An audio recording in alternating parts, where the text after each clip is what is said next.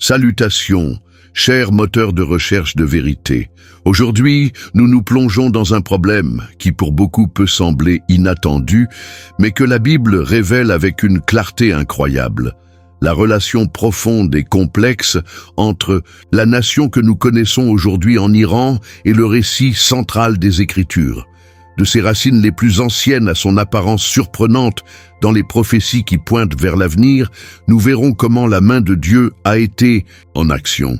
Par la foi, nous révélerons comment cette nation ancestrale, connue bibliquement sous le nom de Perse, n'est pas une note de bas de page dans l'histoire divine, mais une pièce clé dans la tapisserie complexe que Dieu tisse pour l'humanité. Une tapisserie qui nous amène directement à la compréhension de Jésus-Christ et de son travail de rédemptation. Préparez-vous à un voyage au fil du temps, qui révélera des connexions et des vérités surprenantes qui ont des implications directes pour le monde que nous vivons aujourd'hui. La Bible, de ses premiers chapitres, présente une carte fascinante de la dispersion de l'humanité après l'inondation universelle. Dans Genèse 10, connu sous le nom de Table des Nations, nous sommes détaillés la progéniture des 3 enfants de Noé, Sem, Cham et Japheth. C'est dans cette généalogie fondamentale que nous trouvons les racines bibliques directes des peuples qui habiteraient à la région, que les millénaires deviendraient plus tard l'Iran. Plus précisément, la Bible identifie Madaï comme l'un des enfants de Japheth. Historiquement, les descendants de Madaï sont universellement identifiés avec les Médiques, une ville ancienne qui habitait la partie ouest du plateau iranien. Avec eux, la Bible mentionne également Elam, l'un des fils de Sem. Les Élamitas étaient un autre peuple d'antiquité significatif dans la partie sud-ouest de ce qu'est l'Iran aujourd'hui. Bien qu'ils descendent de différentes branches de l'arbre généalogique de Noé, Japheth et Sem, les médicaments et les Élami occupèrent des territoires adjacents et joueraient des rôles cruciaux dans l'histoire ancienne car la Bible l'enregistre. Cette connexion généalogique n'est pas une simple donnée historique, c'est une déclaration théologique profonde. Cela nous montre que le récit de Dieu est universel, que son plan englobe toutes les nations de ses origines. La foi en l'autorité biblique nous permet de voir comment Dieu tisse l'histoire humaine, même en utilisant des peuples et des nations qui ne le connaissaient pas directement pour atteindre leurs objectifs. Au fil du temps, les Médides et les Perses, étant ce dernier autre groupe iranien étroitement lié, seraient unifiés. L'histoire laïque nous raconte l'émergence de l'empire médo et plus tard de l'empire perse sous des figures comme Cyrus el Grande. C'est à ce stade que l'histoire de la Perse est radicalement et directement liée au récit du peuple d'Israël dans la Bible. Après la destruction du premier temple à Jérusalem et l'exil du royaume de Juda à Babylone, c'était la montée de Cyrus el Grande, roi de Perse, qui a conquis l'empire babylonien, qui a marqué un tournant crucial pour le peuple juif. Les prophètes Isaïe et Jérémie, bien avant la naissance de Cyrus, avaient prophétisé que Dieu élèverait un roi, mentionnant même le Kyros par son nom, à Ésaïe 44, 28 et 45, 1, pour permettre le retour des exilés à Jérusalem et la reconstruction du temple. C'est l'une des prophéties les plus spécifiques et les plus étonnantes de la Bible, et son accomplissement à travers un roi persan souligne la souveraineté absolue de Dieu sur l'histoire et les affaires des nations.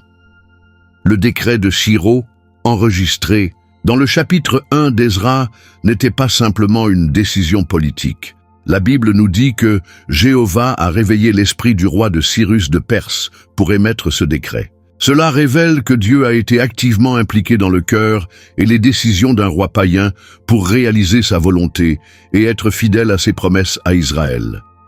La foi nous apprend à voir la main de Dieu travailler même dans les royaumes terrestres les plus puissants, guidant les événements vers leur fin.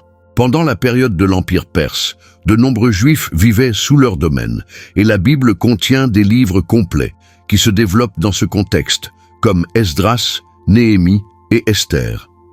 Ces livres nous offrent une fenêtre inestimable sur la vie des Juifs dans la diaspora sous le gouvernement persan et comment Dieu a continué à protéger et à guider son peuple, souvent à travers des circonstances providentielles qui nécessitaient une grande foi. Le livre d'Esther, par exemple, raconte comment une femme juive devient reine de Perse et est utilisée par Dieu pour sauver son peuple d'un complot génocidaire orchestré par Aman, un haut responsable perse. L'histoire d'Esther est un puissant témoignage de la souveraineté de Dieu et de la façon dont il peut utiliser des individus dans des positions inattendues pour réaliser leurs desseins, même au cœur du pouvoir perse. Nous voyons dans ces récits comment la foi d'individus tels que Daniel, qui a servi dans la cour perse après le babylonien, et Néhémie, qui était cubite du roi Artaxerxès, leur a permis d'influencer l'Empire au profit de leur peuple et de la gloire de Dieu. La Bible enregistre non seulement ces événements historiques, mais les présente également dans le cadre du développement continu du plan de Dieu pour la rédemption de l'humanité. Le retour de l'exil et la reconstruction du temple étaient les étapes nécessaires sur le chemin qui mènerait finalement à la venue de Jésus-Christ. L'existence d'un empire aussi vaste et relativement stable que perçant dans une certaine mesure a facilité la dispersion des idées juives et la préparation du monde antique pour l'arrivée ultérieure de l'Évangile. Dieu jetait les bases en utilisant les structures politiques et sociales du temps, y compris le vaste empire perse, à leur fin divine. La Bible, à travers ses histoires, nous aide à comprendre comment le plan de Dieu n'est pas limité par les frontières géographiques ou l'ascendance ethnique. Son travail couvre toutes les nations et travaille à travers eux. La connexion de l'Iran à travers ses Médos et ses ancêtres persans, la Bible est profonde et multiforme. Ce n'est pas seulement une question de généalogie ou d'histoire ancienne. C'est une démonstration de la souveraineté universelle de Dieu, comment il connaît la fin depuis le début et comment il a guidé l'histoire humaine, y compris l'émergence et la chute d'empires puissants tels que le persan, pour réaliser son plan rédemptrice. Cette perspective, basée sur la foi en la parole de Dieu, nous donne une compréhension plus riche et plus complète de l'histoire du monde et du lieu que chaque nation, y compris la nation perse, iranienne, occupe dans la grande tapisserie du plan divin. Les prophéties bibliques ne s'arrêtent pas dans l'empire persan classique. Ils continuent de mentionner la Perse dans des contextes futurs, mais c'est un sujet pour une autre partie de notre conversation. Pour l'instant, nous avons établi que la connexion biblique de l'Iran a ses racines fermes dans la généalogie des nations post-daluviennes selon la Genèse 10 et se manifeste en bonne place dans la période d'exil et de retour de Juda, où Dieu a utilisé les rois persans pour réaliser sa parole prophétique. Cette interaction entre Israël et la Perse, sous le gardien de Dieu, nous rappelle qu'aucun empire, aussi puissant, ne fonctionne en dehors de son contrôle souverain. La foi en Dieu nous permet de voir sa main dans l'histoire, guidant les événements vers l'accomplissement final de leur dessein, qui culmine dans l'œuvre et le royaume de Jésus-Christ. La Bible est notre guide pour comprendre ces interactions, complexes. Approfondissant un peu plus dans cette période persane et son impact, l'administration perse, bien que parfois oppressive, a également fourni un cadre d'ordre et de droit dans tout son vaste empire, de l'Inde à l'Éthiopie et à la Grèce. Cette stabilité relative a permis aux communautés juives de la diaspora de prospérer dans une certaine mesure, construisant des synagogues qui ont jeté les fondements du développement du judaïsme rabbinique après la destruction du deuxième au temple et préservant leurs traditions et écrits religieux. Les politiques perses de la tolérance religieuse, bien qu'avec des hauts et des bas, contrastaient avec la brutalité des empires précédents tels que l'assyrien et le babylonien et étaient cruciaux pour la survie culturelle et religieuse du peuple juif. Il est évident que Dieu utilisait même les caractéristiques politiques et administratives de l'Empire perse pour préserver son peuple et préparer la scène à de futurs événements. La Bible documente comment les Juifs, dans le domaine persan, ont maintenu leur foi et leur identité, malgré les défis et les menaces, faisant confiance à Dieu pour leur protection. Cette histoire de persévérance sous le gouvernement persan est un témoignage de la fidélité de Dieu à son alliance avec Israël, une loyauté qui pointe enfin vers la rédemption promise par Jésus-Christ. La présence juive importante dans l'Empire perse, comme on le voit dans des livres tels que Esther et Daniel, montre comment les individus de la foi pourraient monter vers des positions d'influence et être des instruments entre les mains de Dieu dans un environnement apparemment hostile. L'histoire de Daniel en particulier, servant plusieurs rois babyloniens et persans avec intégrité et foi inébranlable, démontre qu'il est possible d'honorer Dieu et de servir dans des structures de puissance terrestre. Son exemple de prière et de confiance en Dieu, même devant les édits mortels, est un phare de foi pour nous tous. La reconstruction du temple à Jérusalem, autorisée et financée en partie par les rois persans, Esdras 6, 1 à 12, était un événement d'une immense importance théologique. Il a restauré le centre du culte de Dieu pour le peuple juif et a été une étape essentielle pour réaliser les promesses divines. Ce temple, connu sous le nom de Second Temple, serait le lieu où Jésus-Christ servirait des siècles plus tard. Ainsi, l'action d'un roi perse, ému par Dieu, était essentielle pour établir le scénario physique pour l'incarnation et le ministère du Messie. Nous voyons comment Dieu orchestra événementiel à travers des siècles et des nations pour réaliser votre plan salvifique. La Bible révèle cette incroyable continuité du but divin, reliant les décrets des rois persans avec la venue de Jésus-Christ. La foi nous permet de reconnaître ce fil conducteur qui traverse toute l'Écriture, montrant que Dieu a un plan directeur pour l'histoire et qu'il est activement impliqué dans son développement. Les interactions entre la Perse et Israël pendant cette période nous apprennent beaucoup sur la providence divine, la loyauté de Dieu envers son peuple et comment il utilise toutes choses, y compris les nations païennes et leurs dirigeants, pour atteindre leurs objectifs. L'histoire de la Perse, comme la Bible le dit, n'est pas seulement l'histoire politique, c'est l'histoire du salut, montrant comment Dieu prépare le chemin de la rédemption finale par Jésus-Christ. Ce lien profond et durable entre la nation perse et le récit biblique est quelque chose qui est souvent négligé, mais qui est vital pour une compréhension complète de la façon dont Dieu a interagi avec le monde à travers l'histoire. La Bible nous donne la clé pour comprendre ces liens, révélant le but derrière les événements historiques. Les médias et les Perses apparaissent non seulement comme des conquérants et des dirigeants de la Bible, ils sont également une prophétie. Les visions de Daniel, écrites pendant l'exil babylonien et persan, décrivent l'émergence et la chute des empires, y compris la représentation de l'empire médo-persa, comme un ours qui se lève d'un côté et plus tard, comme un bélier avec 2 cornes. Daniel 7 et 8. Ces prophéties détaillées, accomplies d'une précision historique, renforcent notre foi dans l'inspiration divine de la Bible et dans le contrôle absolu de Dieu au cours des empires humains. La précision de ces prédictions, faites des siècles avant la conformité, est une puissante confirmation que la Bible est la parole de Dieu.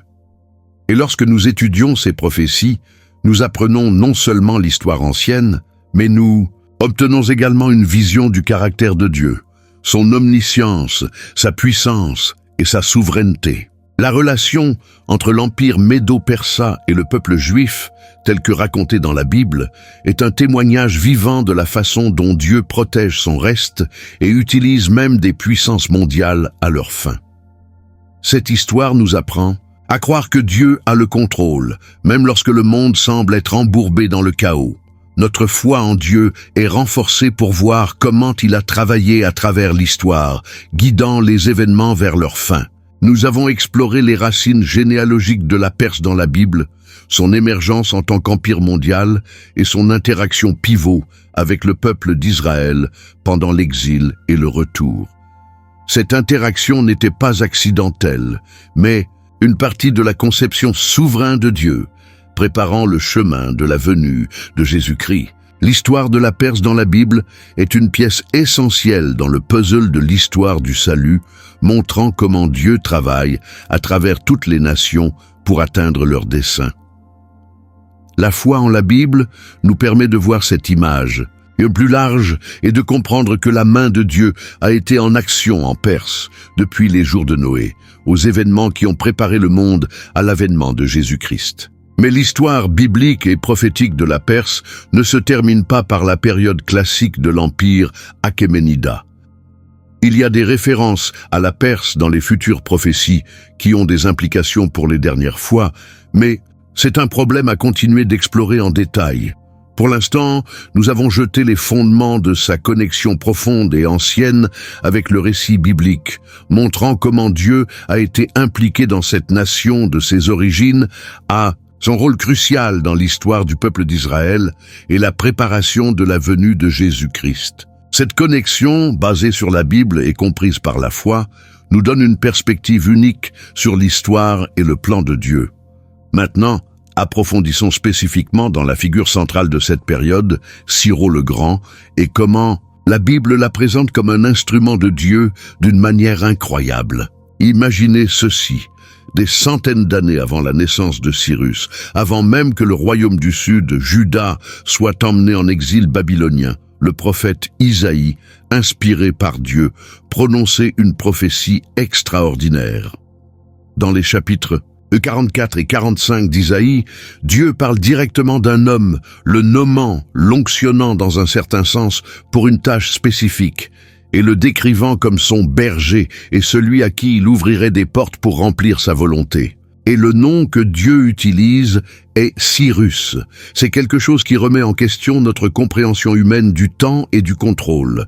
Dieu prévoit non seulement la chute de Babylone et l'émergence de la Perse sous Cyrus, mais a identifié le leader par son nom et a décrit sa mission divine avec une précision incroyable. Isaïe 45, 1-4 est particulièrement choquant. Ainsi, Jéhovah dit à son oint, à Cyrus, à qui j'ai pris par sa main droite, pour tenir les nations devant, lui et déchaîner le dos de Kings, pour ouvrir des portes devant lui, et les portes ne fermeront pas, pour vous-même vous connaître. Le fait que Dieu utilise cette désignation pour un roi païen, qui ne le connaissait pas, souligne que l'onction de Dieu n'implique pas toujours une relation personnelle de salut, mais signifie souvent être séparé et habilité à un but divin spécifique. Dieu a oint Cyrus pour une tâche monumentale dans son plan rédempteur. Quelle était cette tâche? La prophétie continue en Ésaïe 44, 28, où Dieu dit de Cyrus, « Il construira ma ville et rééditera mon temple. » Ce n'est pas une suggestion, c'est un mandat prophétique. Dieu déclarait par Ésaïe, des générations avant que cela ne se produise, que Cyrus serait l'instrument pour mettre fin à l'exil et restaurer l'adoration à Jérusalem. La foi en la Bible nous enseigne que la parole de Dieu ne revient jamais vide, et l'histoire enregistre l'accomplissement exact de cette prophétie.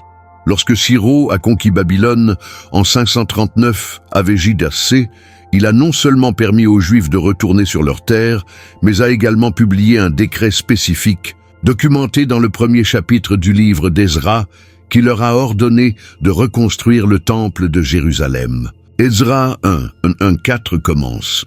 Au cours de la première année du roi Cyrus de la Perse, de sorte que la parole de Jéhovah s'est accomplie par la bouche de Jérémie, se référant aux 70 années d'exil.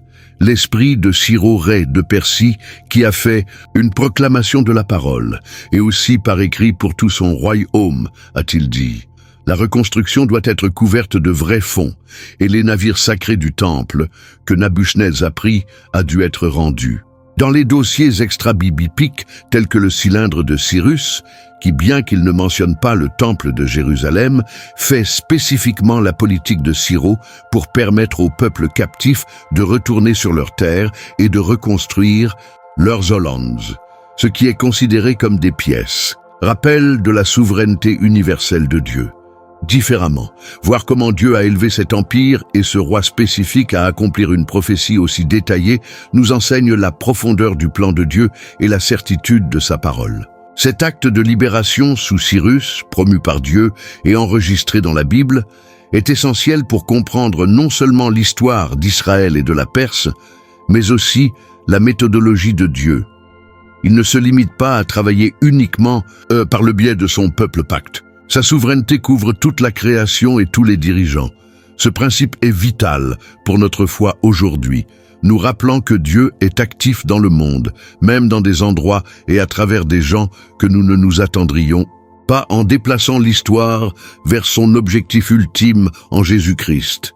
La prophétie de Cyrus et son accomplissement démontrent que Dieu déclare la fin depuis le début. Le lien entre la Perse et le plan de Dieu, si vivement illustré dans la figure de Cyrus, nous prépare à considérer d'autres références prophétiques à la Perse dans la Bible, dont certaines pointent à des temps beaucoup plus proches de la venue de Jésus-Christ ou même des événements finaux.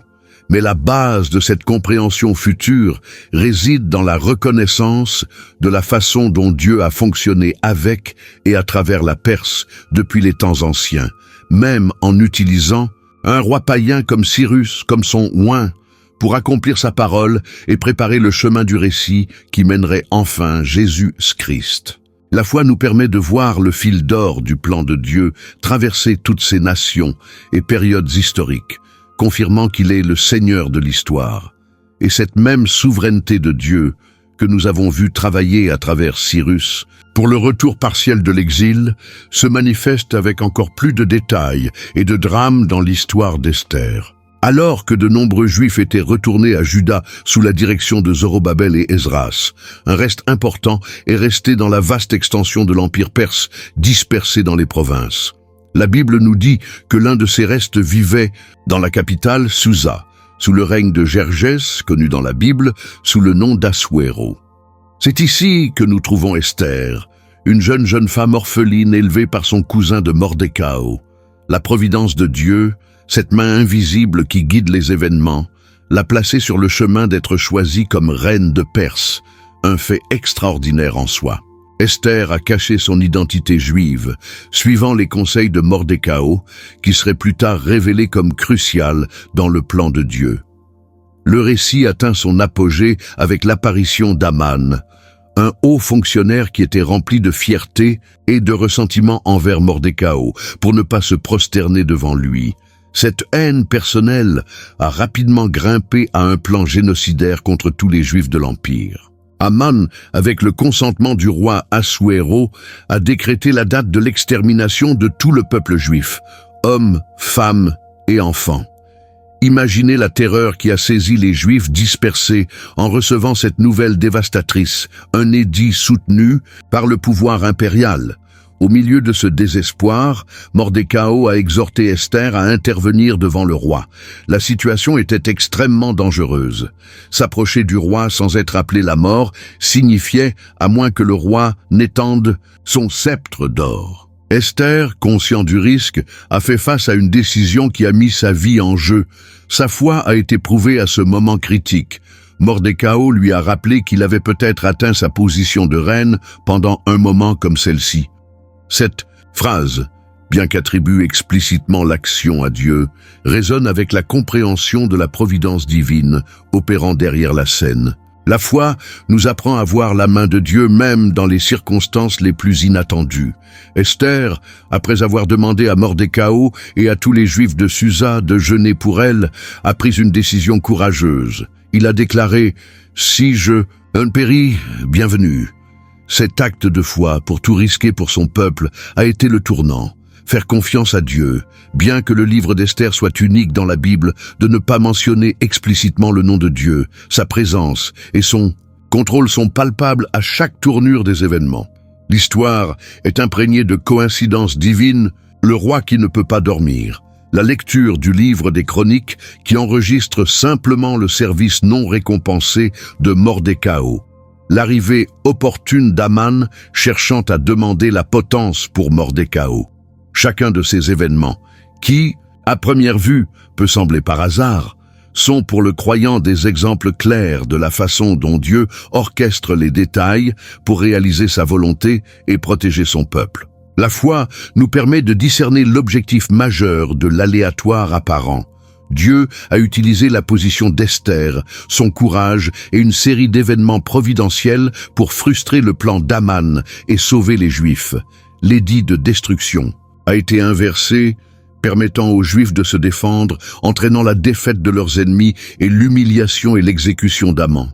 L'histoire d'Esther n'est pas seulement une histoire de courage humain, mais un puissant témoignage de la fidélité de Dieu à son alliance et à son peuple, même lorsqu'ils sont exilés et menacés dans un pays étranger. Cela montre que la souveraineté de Dieu ne connaît aucune limite géographique ou politicien. Il opère dans les tribunaux Pagan Kings aussi efficacement que dans le temple de Jérusalem. La Bible nous montre un Dieu qui est activement impliqué dans l'histoire, émouvant des gens et des événements pour protéger la lignée par laquelle Jésus-Christ viendrait. La survie des Juifs en Perse sous le règne d'Assuéro était essentielle pour la poursuite de cette ligne messianique. Cet épisode de la Bible nous enseigne des leçons vitales sur la foi dans la providence de Dieu. Cela nous rappelle que, même dans les moments les plus sombres, lorsque la situation semble désespérée et que la main de Dieu semble absente, il travaille derrière la scène. Notre foi est renforcée pour voir comment Dieu a utilisé Esther, une reine juive de la cour perse, pour atteindre un salut spectaculaire. Le livre d'Esther, malgré l'absence du nom divin, est un livre profondément théologique qui exalte la fidélité et la souveraineté de Dieu sur toutes les nations humaines et tous les plans humains, même le plus mal. Nous voyons comment Dieu investit complètement la situation. L'intrigue pour détruire les Juifs devient leur libération et l'institution du parti Pourim pour commémorer ce salut. L'histoire d'Esther et de Mordecai en Perse est un autre lien dans la longue chaîne de la providence divine qui s'étend à travers l'histoire d'Israël, confirmant que Dieu n'abandonne jamais son peuple et qu'il a un plan directeur qui culmine en Jésus-Christ. La survie de ce reste en Perse a été aussi critique pour le plan de rachat que le retour de l'exil sous Cyrus. Sans la préservation des Juifs dispersés, la ligne de progéniture à travers laquelle le Messie aurait été en danger sérieusement. Dieu, dans sa sagesse infinie, a assuré que cela ne s'est pas produit. La réflexion sur ces événements persans de Cyrus à Esther nous aide à comprendre l'ampleur du plan de Dieu à travers les âges et les nations. Cela nous donne une perspective plus large de la façon dont Dieu fonctionne de manière mystérieuse et puissante pour atteindre leurs objectifs. Cela nous encourage à avoir la foi, même lorsque nous ne comprenons pas complètement comment Dieu fonctionne dans nos propres vies ou dans le monde qui nous entoure.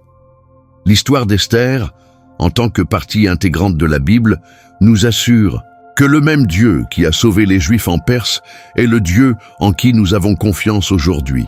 Il reste souverain sur les rois, les gouvernements et toutes les circonstances. Sa fidélité ne dépend pas de notre emplacement géographique ou de l'hostilité de l'environnement. Le lien entre la Perse et le grand plan de Dieu ne se termine pas avec Esther. La Bible contient d'autres prophéties qui impliquent la Perse, en particulier dans des livres prophétiques tels que Daniel et Ézéchiel, qui se réfèrent à des événements futurs qui impliquent cette région.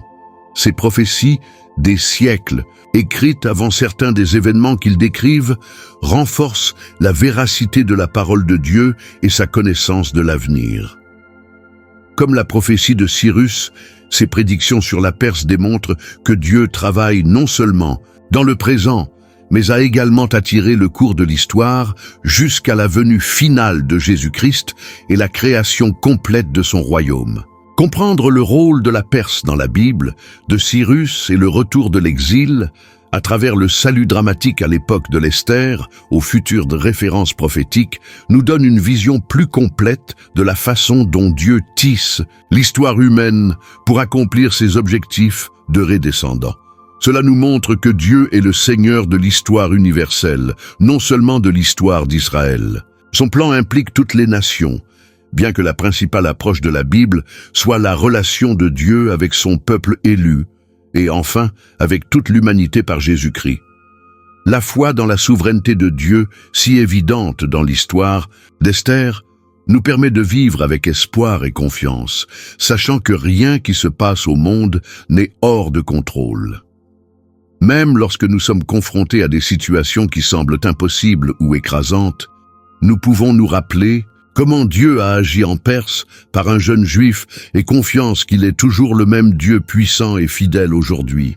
La Bible est l'enregistrement de ces actions à travers l'histoire, agi qui souligne Jésus-Christ comme l'accomplissement suprême de leurs promesses et du Sauveur du monde. L'histoire d'Esther est un bijou dans ce récit continu de la fidélité de Dieu. Maintenant, en revenant aux visions prophétiques de Daniel, nous trouvons une représentation encore plus spécifique de l'Empire perse. Dans Daniel chapitre 8, le prophète décrit une vision d'un bélier qui était devant la rivière. Ce bélier avait 2 cornes, et ces cornes étaient grandes, mais l'une était plus grande que l'autre, et la plus élevée a grandi plus tard. Daniel voit ce bélier foulé vers l'ouest, le nord et le sud, et aucune bête ne pouvait lui faire face, et il n'y a pas échappé à sa puissance. Et il l'a fait selon son testament et a été élargi. Il s'agit d'une image puissante d'un empire conquérant. L'interprétation de cette vision est cruciale et nous sommes clairs plus tard dans le même chapitre.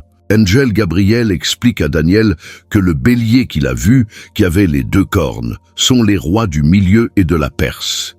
Cela identifie directement l'empire Mède-Persa. Les 2 cornes représentent les 2 parties de l'empire, du milieu et de la Perse. Avec la Perse, la corne qui a grandi plus tard et était plus élevée, devenant la puissance dominante, dépassant à mi-chemin. Historiquement, cela correspond parfaitement à l'émergence de l'empire achéménide sous Cyrus el Grande, qui unifiait puis élargit le pouvoir persan au-delà du Médaphthe. La description de la rame à l'ouest, au nord et au sud illustre les vastes conquêtes de l'empire perse. Ils ont conquis Babylone, ouest, étendue à l'Asie mineure et en Grèce, ouest, au nord, et Scythia, partie d'Asie centrale, et au sud, Égypte, partie de l'Inde. La Bible, à travers cette vision prophétique donnée des siècles avant la chute de Babylone et de l'apogée persan, prédit non seulement l'existence de l'empire, mais aussi sa nature étendue et dominante. Cette précision prophétique est un puissant témoignage de la souveraineté et de l'omniscience de Dieu. Comment Daniel, vivant dans l'exil babylonien, pourrait-il décrire en détail un empire qui n'avait pas encore atteint sa puissance mondiale maximale? La seule explication plausible selon la foi biblique est que cette révélation est venue directement de Dieu. Dieu savait non seulement que la Perse serait la prochaine puissance mondiale après Babylone, mais connaissait également la structure interne de l'empire, la dualité médo-persa et la direction de leur conquête. Comprendre cette prophétie renforce notre foi dans la Bible comme la parole inspirée de Dieu. Ce n'est pas un livre de spéculation humaine, mais le dossier de la révélation divine, qui inclut le plan de Dieu pour l'histoire humaine. Ces prophéties sur les empires mondiaux montrent que Dieu est activement impliqué dans les affaires des nations.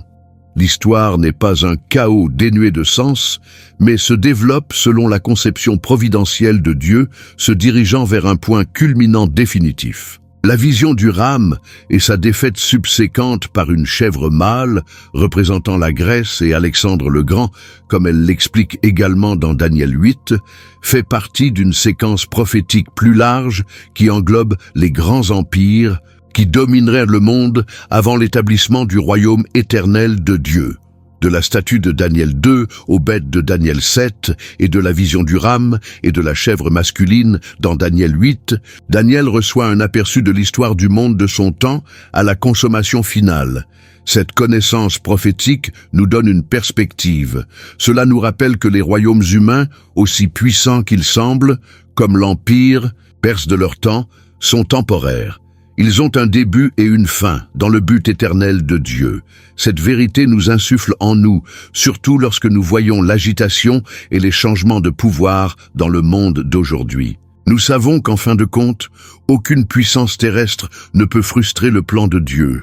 L'histoire de l'Empire perse, telle que présentée dans la Bible à travers des prophéties et des récits historiques tels que Esther, nous enseigne que Dieu utilise même des empires païens pour atteindre leurs desseins.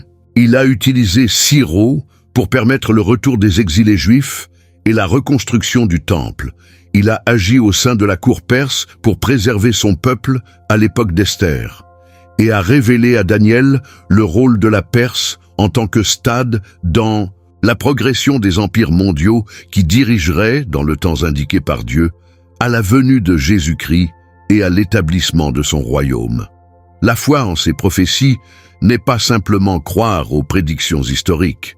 C'est à croire que le même Dieu qui a orchestré la promotion et la chute des empires passés est toujours en contrôle aujourd'hui. Et plus important encore, c'est à croire que son plan se termine en Jésus-Christ. Les prophéties sur les empires mondiaux, y compris la Perse, servent de toile de fond pour le grand récit de rédemption qui se concentre sur Jésus-Christ. Le royaume de Dieu que Jésus-Christ est venu pour établir est le royaume qui détruira enfin et remplacera tous les royaumes terrestres, ainsi que prophétisé à Daniel. Le rame persan, puissant à son époque, a cédé la place à la Grèce, qui a cédé la place à Rome, etc. Mais le royaume de Dieu, introduit par Jésus-Christ, est éternel et ne se produit par aucune autre. La Bible nous appelle à mettre notre foi non pas dans le pouvoir des empires humains, mais dans le Dieu souverain qui les élève et les renverse selon leur volonté. La précision des prophéties sur la Perse dans Daniel 8 nous donne une raison solide de faire confiance à toutes les autres prophéties bibliques, y compris celles qui attendent toujours leur épanouissement final lié au retour de Jésus-Christ et à l'établissement complet du royaume de Dieu sur terre. Cette vision rame n'est pas seulement une ancienne leçon d'histoire, c'est une leçon sur la fiabilité de Dieu et de sa parole, et sur la nature temporelle des royaumes terrestres, contrairement à l'éternité du royaume de Dieu et de son Messie, Jésus-Christ. Cela nous encourage à vivre avec espoir, sachant que le Dieu de Daniel, qui a prédit la montée et la chute de la Perse, est notre Dieu aujourd'hui et il prend toute chose à sa finale de consommation selon son plan parfait révélé dans la Bible. L'histoire de la Perse dans la prophétie de Daniel n'est qu'une pièce dans la vaste tapisserie du plan de Dieu, mais une pièce vitale qui nous enseigne sa puissance, sa connaissance et sa fidélité inébranlable à son but. Quelle partie de cette incroyable précision de Dieu, révélée dans la Bible à travers la prophétie de Daniel à propos de la Perse, vous a plus eu un impact lorsque l'on considère sa souveraineté sur l'histoire et comment renforcer votre foi en Jésus-Christ et les promesses futures? Faites-le savoir dans les commentaires. J'aimerais lire votre point de vue. Si vous avez construit cette réflexion sur la foi en Dieu et son plan à travers Jésus-Christ, abonnez-vous à la chaîne pour continuer à approfondir la Bible. Activez les notifications afin de ne pas perdre vos prochaines vidéos et de vous voir dans le prochain. Votre ami et mentor, Marco.